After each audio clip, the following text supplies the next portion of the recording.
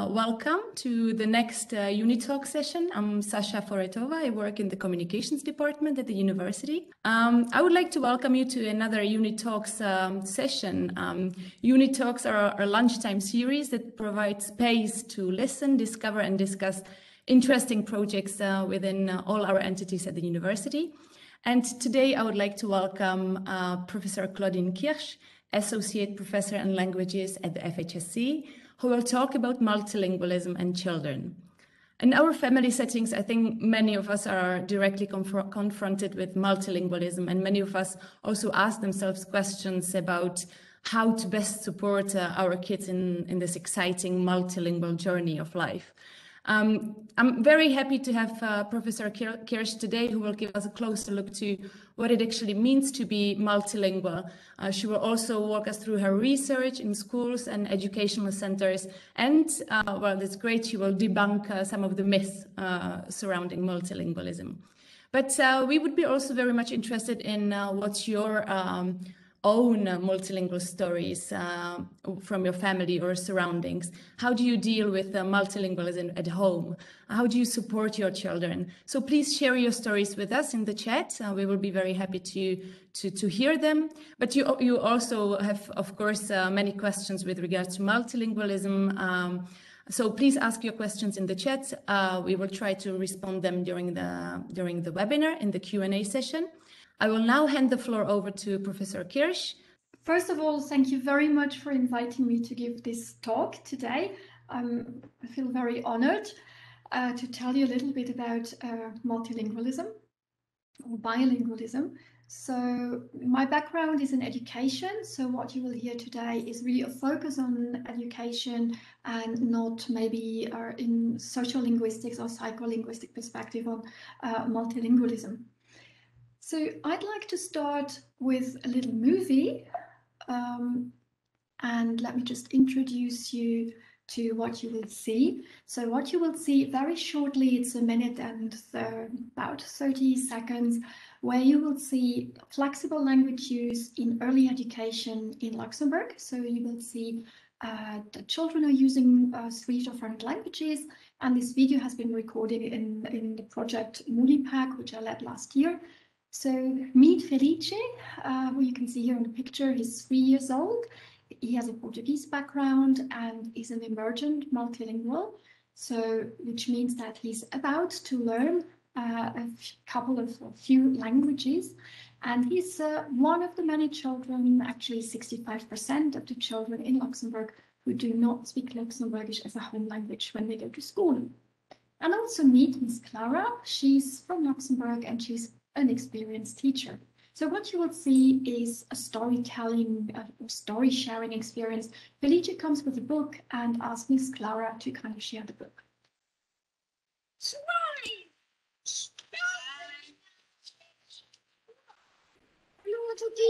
Richtig, wo wir am Bauernhof waren, haben wir Schweine gesehen. Ja, genau. Da meine ich noch CS gehen. Das ist die. Oh, was?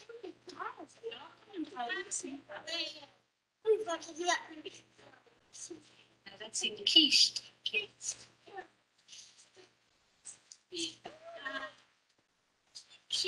Die omhoog zijn eerst die. Zijn jongen zuppers. Ja, papa kan bij ze heen. Start.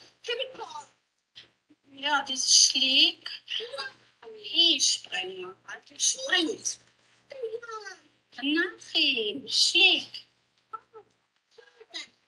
Nee, das ist kein Schlag, das ist ein Wurf. Das ist ein Wurf.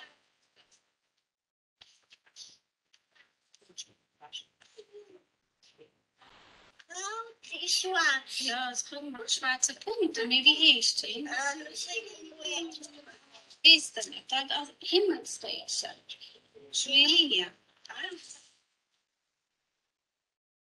So what I would like to do in this talk is to look at 2 misconceptions of bilingualism. There are many and they have been very well documented, but I will look at 2 which are important for my particular studies.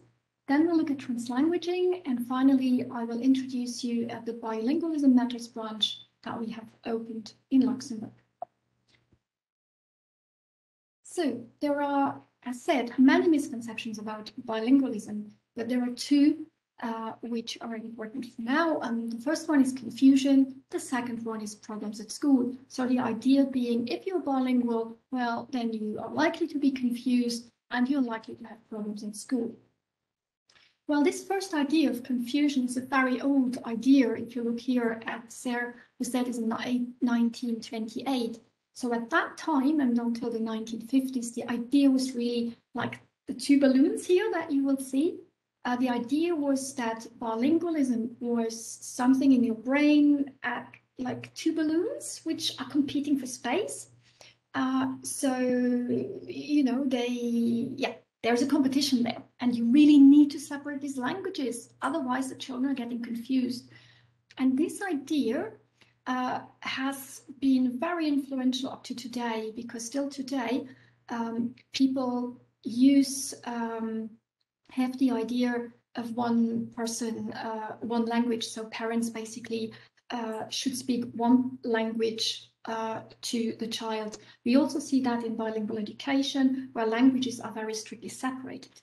However, actually, we know today, from the studies today, that it's actually not like that. So in our brain is wired in a way that all languages are permanently switched on. So, wenn ich jetzt eine Sprache wechsle und Sie verstehen Deutsch, dann können Sie einfach mitfolgen. Et si je continue en français, et vous comprenez le français, il n'y a aucun problème. So if I switch, you can switch, because that's how our brain is working. So no need to separate languages in order to avoid any confusion.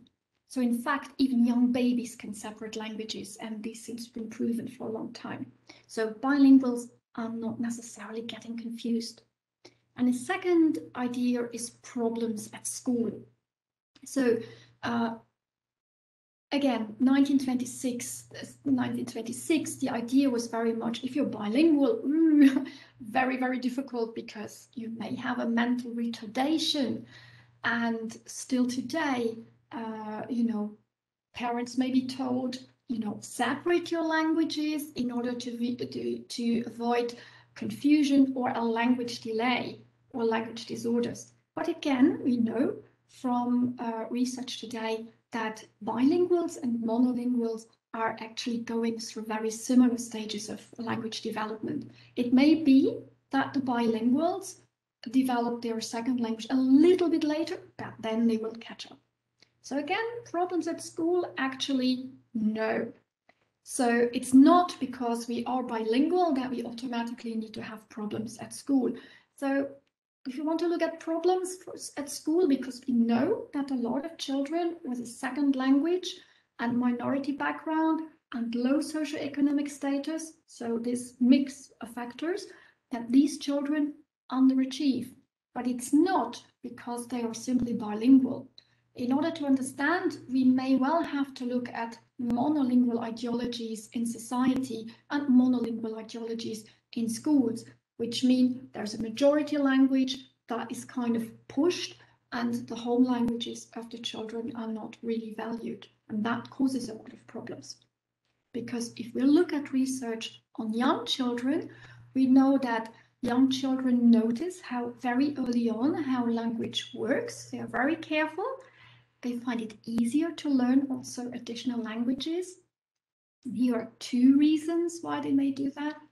So, for example, they have a very early awareness that there are differences in perspectives. So a bilingual child finds it easier to kind of know this yellow thing there. It's a bag or a Tasche or a Posh or a sack. Yeah, there are different ways of saying the same thing. And also bilinguals find it easier, for example, to classify animals. So if they know a Dalmatian, they know that this is a dog, so they can classify much easier than monolinguals because they have this awareness of perspectives. Bilinguals, they also find it easier to focus more, to have a more focused attention and to switch tasks. Yeah, as you can see here. Yeah, so 4 or 3, they can just switch. And all that research has actually led to the idea that bilinguals have cognitive advantages, which have been related to executive functions.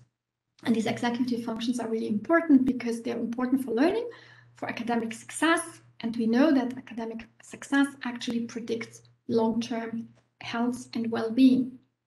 Therefore, it's one of the fun factors. I mean, this is here by Olistock, who has said that being bilingual may actually protect people from an earlier decline in mental functions.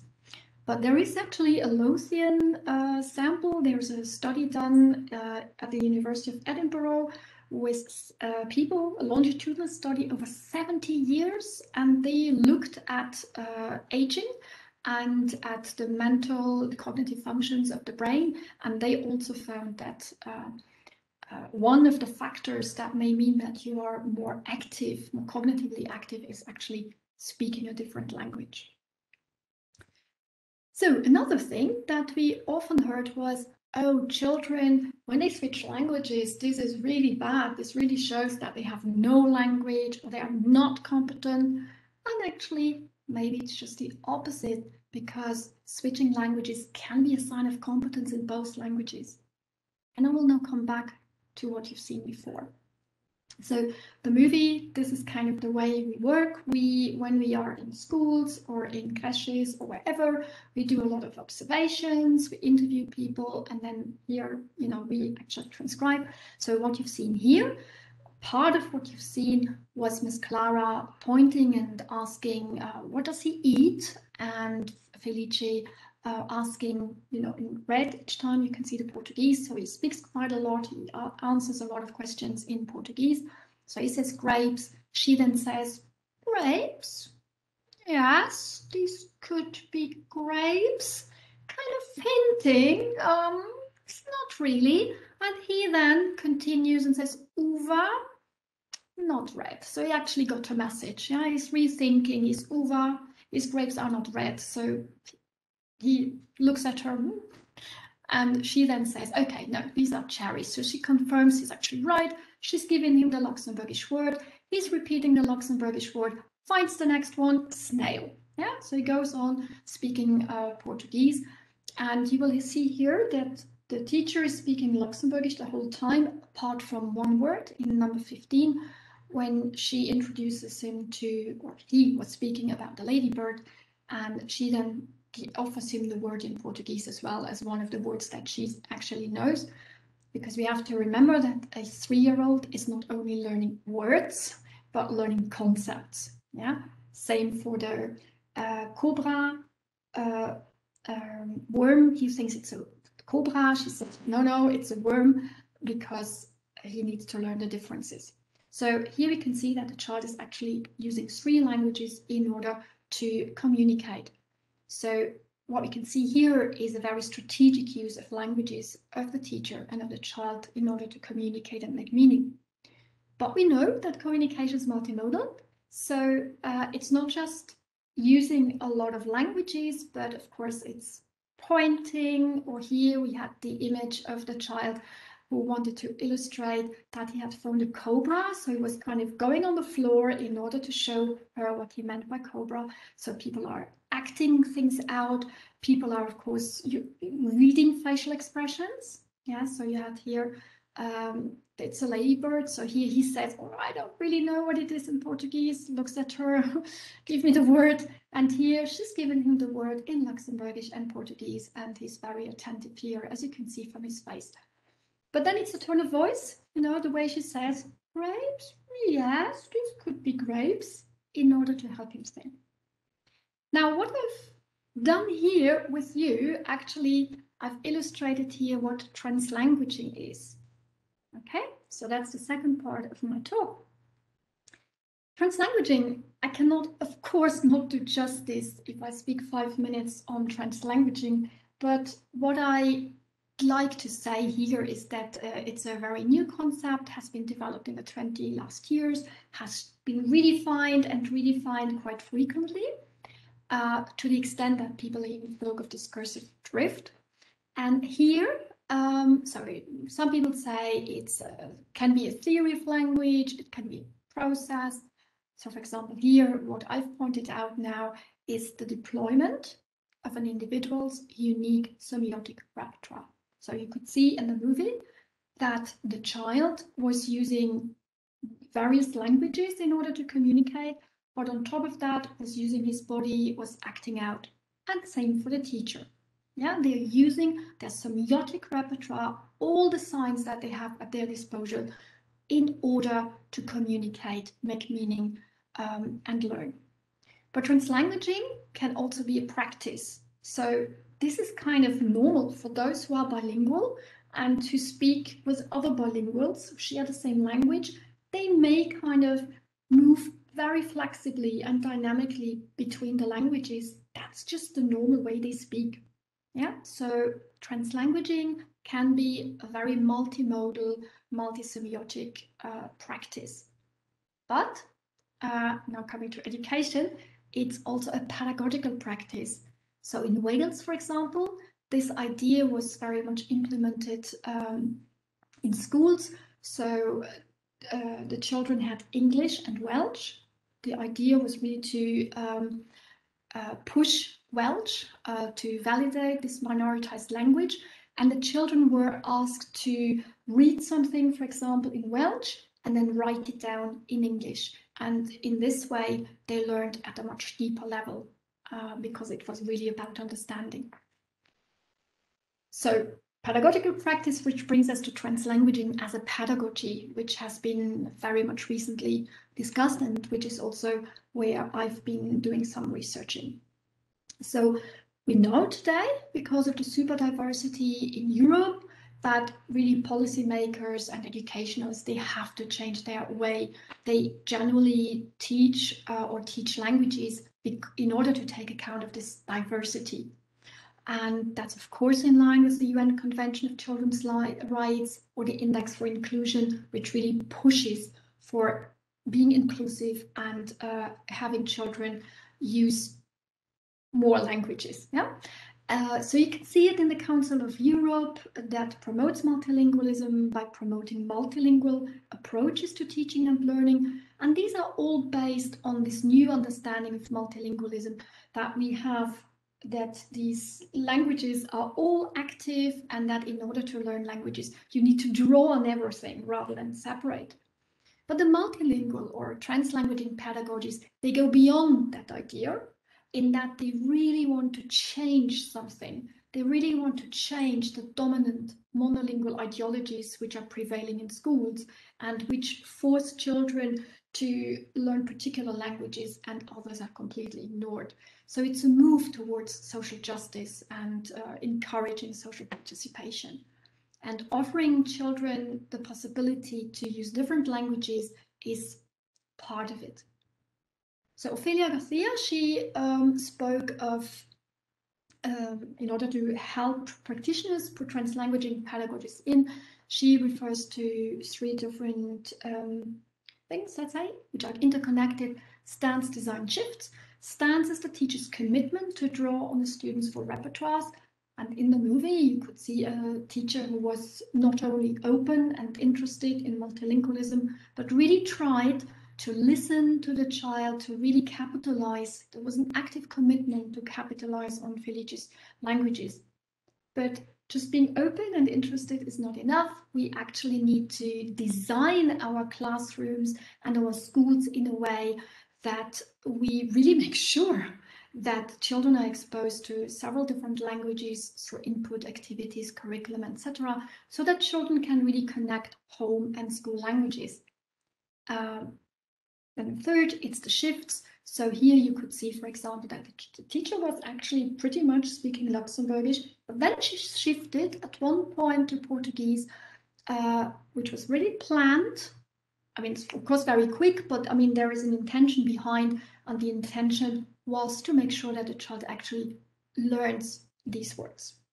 But it's very important in translanguaging pedagogies that these shifts, that they are strategic, that they are monitored and responsible. Because if they are not, we may actually reinforce dominant ideologies and dominant practices rather than challenge and break them. So in case translanguaging is used pedagogically and strategically, then we can see from quite a lot of studies that they can be transformative in that they help individuals really learn better, perform their identity, communicate better. We can also see for teachers that it helps them facilitate communication and teaching, and we could possibly change societies. So what I've been trying to do since I've been back in Luxembourg in 2012, I've been leading 3 research projects in that area, and which you know, if you fancy, you can have a look at them. So here we make quite a lot of movies for the practitioners, or we have produced some magazines, but of course plenty of peer-reviewed articles as well. So the idea was almost throughout kind of how can we help teachers and parents or educators capitalize on children's diverse backgrounds and languages. And right now we have a project on collaboration with parents, because we think that this is very important, and multiliteracies in early childhood education, which runs until 2023. Now, I do not want to close this talk with me, because I'm only one of very many people here at the university who talks about multilingualism, who not just teaches, but researches multilingualism. And I just want to finish, and the last minutes just take you to the Bilingualism Matters branch.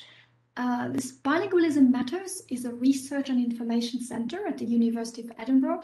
And as you can see here, it was founded in 2008 by Professor Antonella Sorace, and some of the images that I have used here come actually from her. And the idea is to really raise awareness of bilingualism in family schools and the public sector. So there are 28 branches in 15 countries, and very recently in March we actually opened a branch here in Luxembourg, which is quite exciting. So for us, doing promoting multilingualism in homes, schools and society is for us really important, because it is a matter of social justice in the end.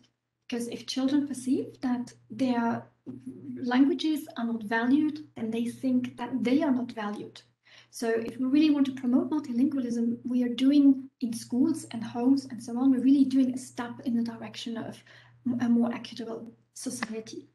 So what we would like to do in this branch is to really generate high quality research in the field, of course, of multilingualism, and provide a lot of information and knowledge which can be used by parents, teachers, professionals, policymakers, so that it can be really being used. Yeah, so it's kind of going out to doing a lot of outreach work, which we will do through conferences and events.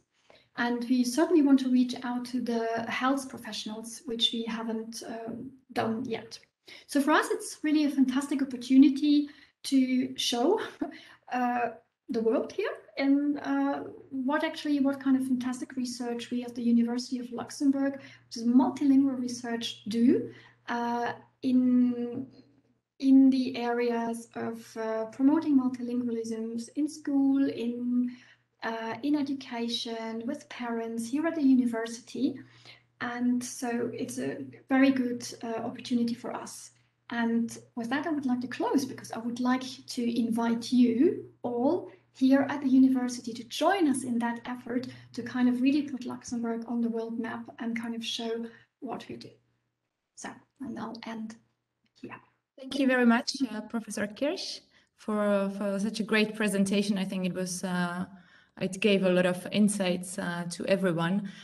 We had a very lively conversation in the chat with many incoming questions. So I will just try to regroup some of the questions, because some of them were quite similar. So the first question is, well, let's take the first myth that you presented: no need to separate the need to separate languages. So the right form of no need to separate languages. To which extent does this apply? Can a parent simply mix languages spoken at home to to his or her children during normal family activities like outings, dinners. Let's imagine a father talking in English, in French, and maybe in German, you know, at the same time at one dinner. Would it work for the children? Would it still be possible for the children to learn the languages properly? Yeah, it's the question, of course. Yeah. So I think one has to go back to the very few people, to the linguists who had a time to be at home with their children and who studied their children. And there was the German father who only spoke German to his child, and then the mother who spoke another language. And so from a very few people who actually had the time to study their children, they were kind of saying, this is the ideal model. And it is like, you know, one person, one language. It is like really the Rolls-Royce model. Yeah. In practice, however, it doesn't work, first of all. Yeah. A lot of people do not have the choice. A lot of people think that they are really using one language, whereas in reality they are mixing, because it's quite impossible sometimes not to mix. And the majority of people in the world are not using this Rolls-Royce model, but there is one person who speaks 2 languages in a family and the other person who speaks 1. Okay, one speaks 2, one speaks 1. That's the dominant model, and that's according to De Hauer and Yamamoto, that's the best model in order to promote bilingualism. But then it depends, you know, what languages do the parents share. Yeah. I think for example, if I look at my own family background, I speak Luxembourgish, and to my children, my husband speaks English to my children because my husband doesn't speak Luxembourgish. So there's no way. So of course, during dinner time, what did I always do? Well, of course I used 2 languages, because otherwise I would have excluded my husband. And have my children learned 2 languages? Yeah, of course, because one doesn't only learn languages at home during dinner time, but you know, they have a lot of time to learn languages. But in order, and that's the last point on this question, in order to learn 2 languages, or 3, 4, at a very early age, it is really crucial that children have a lot, and not quantity of input, but quality of input. So as long as they have that, it's fine. But if the mother or the father mixes because they have to include somebody else, the children will not be disadvantaged, because in the child's brain, it's fine. By a lot of quality input, I guess you mean reading books, maybe. For example. Okay. Yeah. I mean, quality input also means actually really talking to one child, because quite often when we look at interactions in education, I'm working right now with a lot of little children, it's often instructions. Come here, sit there, do this, do that. But there's very little talk. There's very little dialogue. So in order to learn a language, it's not just about giving the child, you know, whether it's books or whether it's songs over the radio or talk, but it's really important that the child has a possibility to talk, to listen. And when we are in dialogue, then I can actually rephrase, reformulate, ask follow-up questions, give more input, or correct. So quality of interaction, I mean, that's what is really important. Thank you. We had a lot of questions with regards to the Luxembourgish educational system, so with regards to schools. So the first question is, how about later in school? How can the child manage with 3 languages at home, plus 3 additional different languages in school? What should we do to help? So basically a child learning and speaking 6 different languages. Notably Romanian, Arabic, English, Luxembourgish, French, and German, so very different languages. Yes, this is, of course, really a lot. I think it depends very much what the children, what the teachers, and what we want from bilingualism. So in the 1950s, it was quite clear when we spoke of bilingualism, we really meant that children need to be competent in 2 or 3 languages. If we're not really competent, or native-like, we are not bilingual. But today we know that it's more about being able to function in various languages. So I think that's a first point to say. Well, actually, one of my students has just done a study interviewing children with, five, 6 languages. And it was interesting to look from the children's perspective and the parents' perspective, because they had a much more pragmatic view. So it was clear Arabic is home, Romanian is home, that's identity, I need that language, I need to function in that language in order to communicate to my family. And French, German, very different, that's the languages I need to be good at school, because I'm assessed in these languages, and of course I need them in order to have a good job. Yeah, I mean, in order to really have all these languages at a high standard for a young child, it is a lot of work. Now, it doesn't come very easy, because especially with Arabic or Romanian, the home languages, parents really need to make sure that the children are literate in the language, because if they can read the language, that will get them to a different level. So it's really complicated. As far as schools are concerned, I think we know from all the studies, EBSTAN or PISA, that a lot of children with minority background and low socioeconomic status, both together, that a lot of children underachieve, because the Luxembourgish schools, with this focus on 3 languages and a focus really on competence, makes it really, really difficult. I guess that's why the Ministry of Education has introduced now the possibility for the international schools, which are growing like mushrooms everywhere. So a lot of children are in these schools because they work in a different way. They take much more account of the children's languages. And I guess the other thing, what I try to do in my research is make teachers aware of the way they're talking, make them aware of the multilingual ideologies, and push for a much more flexible language use, so that children can use their home languages, if possible, for learning and for meaning making, to help them in a way.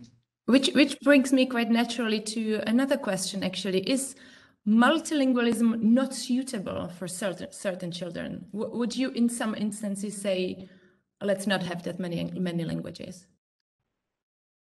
No, I think that was one of the questions that we had discussed with Antonella Sarace from the Bilingualism Matters, and she says, I mean, there are no languages that are better than others, because that's the, you would kind of say, oh, yeah, multilingualism, elite bilingualism, in Luxembourg it means German, French, English, that's fine, but please, the other languages, they are worthless. No, I mean, that we can't say.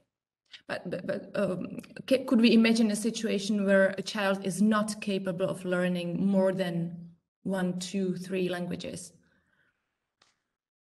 Or he gets too tired, it gets really difficult for him to kind of follow these languages? I mean, if children have a language disorder,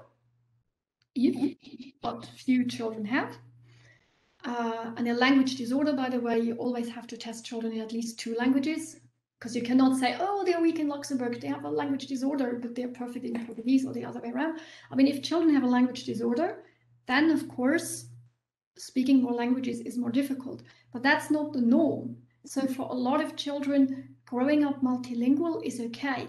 It's later on where the pressure builds up, because people want to be competent to different degrees in different languages. But I think, like all of us here at the university, we know that we are good in particular languages for particular things, and we may not be as good for other things. And it's the same kind of for children. So maybe the Romanian, as you said before, that's the family language. Maybe, we want particular things, and at school we want other things. So I think it's more about finding out where do I want to go. But in principle, no, but it is hard work. It's, it's, if you want to really be good in 5 languages, the parents have to put in a lot of work in order to make sure that the kids talk, not just that they hear. They need to talk in a lot of languages. Thank you. Another question with regards to the Luxembourgish school system. is one of our colleagues says the statistics, not mentioning which statistics, but statistics say that, sorry, I lost the question. So statistics say that kids without German parents do not do well at schools, at the Luxembourgish public schools. Kids without German parents, well, most parents are German. I guess without German-speaking parents, knowing that the system is based on the German language. Yeah, that is one of the problems. I mean, those who have a higher socioeconomic status can probably get by because you know, asking a tutor to come in and help the children in that way. Well, that's why, you know, the ministry also had the maison relais, so that children could actually do their homework together with others in, you know, in the maison relais in order to help. But yeah, I mean, it's very clear if you are going to a school that is dominant in German, that of course it's much easier for children who have a background in German. Yeah, I guess that also goes in hand in hand with your comment on putting a lot of effort from the side of the parents into your children learning the languages. Yeah, that's for sure. Yeah. We were speaking about the Luxembourg schools as well and the bilingual matters. Bilingualism matters. What would you say about the translanguaging pedagogies in Luxembourgish schools? Is it already well set up? Is it something that needs to be developed quite a lot? Or definitely needs to be developed. I mean, there are a few here at the university, for example, Jean-Jacques Weber, who wrote a whole book on flexible language use already in 2014, who really called for multilingualism, but flexible multilingualism, because at schools it is very monolingual. I mean, 3 times monolingual, but, you know, one next to the other. So there is definitely room for improvement. The curriculum actually allows for a lot of flexibility. So there are things like ouverture aux langues in all the new sciences, like Mehrsprachigkeitsdidaktik is very important. People all know that it is important to bridge languages, but there's always a delay between what people have researched and what is actually going on in countries. But with translanguaging pedagogies, it's more than just a multilingual approach. It really tries to challenge, and everything that tries to challenge hegemonic practices is always difficult. Mm-hmm. Yeah, but I think in terms of flexible language approaches, the curriculum gives people space if they want to use it. But I guess things take time and a lot of training to change, to develop the mindset, to develop this openness, this stance. Perfect. Another question is with regards to research on bilingualism and multilingualism. Is there any research on differences between how bilinguals and multilinguals learn? So if you have only 2 languages and then compared to if you have 3 and more languages? Mm-hmm. That goes back a little bit to the definition of bilingualism, so which I hadn't put up. But for some, bilingualism actually means learning or speaking 2 or more languages. Yeah. So for some, multilingualism is included in bilingualism. Today, of course, we speak a lot of multilingualism because of the diversity. So kind of sometimes we kind of think, why should we speak of bilingualism here in Luxembourg if there's so multi? But yes, there is also a whole strand of research on 3rd language acquisition. But you know, it doesn't show a lot of different things compared to how children learn a 2nd language. So if children have learned a 2nd language and if they're really metalinguistically aware, then it is simply easier to learn a 3rd language or 4th language thereafter. Okay, perfect.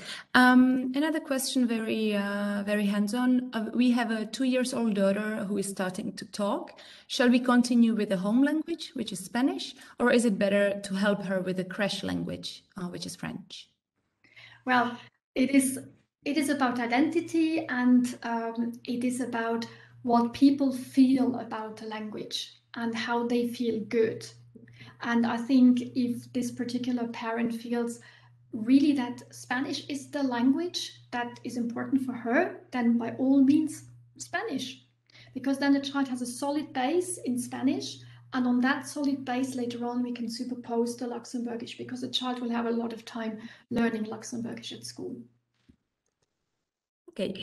What should we do if a child mixes 1, 2, 3 languages in one sentence? Should we bring him back to, if, for example, the majority of the sentence happens in, for example, my native language, Czech, and then sometimes my daughter can't really remember the Czech word, so she uses a French word. What could we do? Should we just leave it, or should we kind of remind her what's the word? Well, it depends a bit on the age of the child, and it depends on, well, the context. I mean, it's a lot of children use, as I try to illustrate, like little Felice here, he used everything at his disposal in order to communicate. So if it was an English word that came to mind, like another, he used that because he didn't know the Luxembourgish word. So it's up to the teacher then to give him the Luxembourgish word, not say, oh, this is incorrect, but kind of just rephrase it, reformulate it with the Luxembourgish word. And with time, children will learn. Children need a lot of time to learn languages. It's not something one learns like this. Children can need up to 5 years. Yeah, and every child, no matter what, needs kind of, in order to be able to tell a story, for example, a monolingual child needs 4 years, from 0 to 4. Yeah, that's perfectly normal. And we forget this. Yeah, and if a child learns 2 languages, then in one language, they may be able to speak 50 words, and the others, they may be able to make 2 simple sentences, and then they kind of use whatever they have. That is quite normal. They grow out of it if they have a stimulating learning environment, if you kind of give enough input and speak enough with a child. That's all normal. You know, if they're still growing, if they, it's all normal. If you see that a child really, after a whole year of serious input, you know, you do not speak anything but Czech, and you see after a whole year that your child still makes mistakes looking at the verb, where the verb is, yeah? If the verb is in the incorrect place, and if it's really not correctly conjugated after a whole year, and if the child also does that in the second language, then you can start worrying. Then you can actually go say, okay, maybe speech disorder. Yeah, but as long as a child is learning a language, then we need to give children the time, and that can be 3 years, 4 years. Great. So don't panic. I'm saying that because my own children did that also, and I kind of thought, oh my God. And I thought I was speaking Luxembourg, but no, I was translanguaging like my older son, and now it just completely disappeared. But it was a stage when he just needed to kind of use everything he had. Great. Can you maybe say some words about multilingualism and different disorders, for example, learning difficulties like dyslexia? Has nothing to do with each other. Dyslexia is dyslexia. A monolingual child can have dyslexia, and a multilingual child can have dyslexia, but it's not, there's no causal relationship. It's not that you have difficulties structuring your approach or difficulties reading or writing because you are multilingual. Yeah, so like dyslexia, I mean, we know that in particular languages, for example, numbers are represented differently. Like in French, you say 21, 21, or 21, or in German 21, so where it's inverse. So that takes a little thinking for the children. That doesn't mean that all children will now be, because they're multilingual, they will be dyspraxic or so. Yeah. So there is no relationship. Maybe the question was more about, if we know that the child has dyslexia, is it a good idea to still do multilingualism? Yes.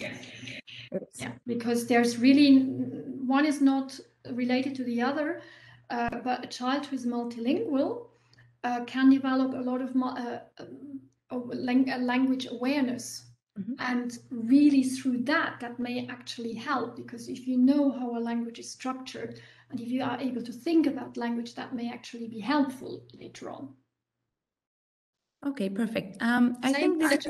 Sorry. Same with stammering. You know, that's also another one. When children start to stammer, and a lot of boys stammer at the age of 2, which is when they start to merge in their brain, they start to think, the thought and language are kind of coming together and merging.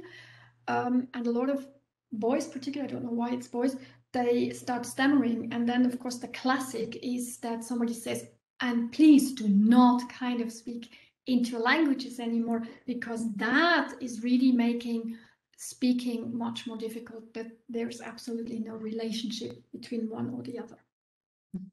Perfect, thank you. I think we will get to the last question now.